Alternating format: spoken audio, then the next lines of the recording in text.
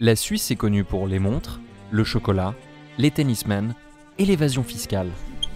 Mais notre exportation principale, c'est l'industrie pharmaceutique. Loin devant tout le reste. En Suisse, les pharmas ont tellement de thunes qu'ils s'achètent même des clubs de foot. Et des parlementaires. Mais qui dit laboratoire pharmaceutique dit aussi découverte.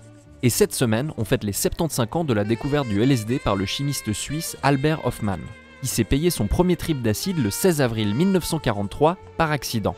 Il se sent alors envahi par d'étonnantes sensations d'angoisse, de vertige, de visions surnaturelles, de bonheur et de gratitude. Ah, merci Filmal. Oui, la drogue la plus psychédélique de l'histoire a été découverte par un Suisse-Allemand qui s'appelle Albert. C'est comme si vous me disiez que le reggaeton avait été inventé par un Suisse-Allemand qui s'appelle Albert. Mais à la base, Hofmann espérait que le LSD trouverait une utilité en psychiatrie et neurologie.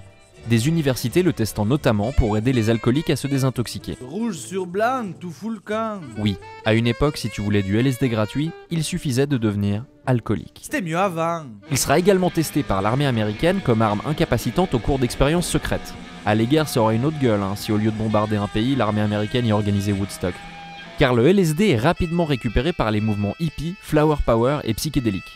Même si Hofmann n'a cessé de rappeler que... Ah, c'était pas pour ça à la base. Oui, le côté suisse-allemand a vite repris le dessus.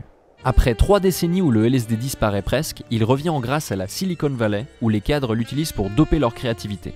Envoyer des voitures dans l'espace, on le doit donc à Elon Musk, mais peut-être un peu aussi à Albert Hofmann. Même si bien sûr... Ah, c'était pas pour ça à la base. Dis donc, on parle beaucoup de drogue dans l'émission cette semaine. C'est parce que c'est mon anniversaire? Et si oui, vous m'avez fait un gâteau, Thomas? I wanna wish you a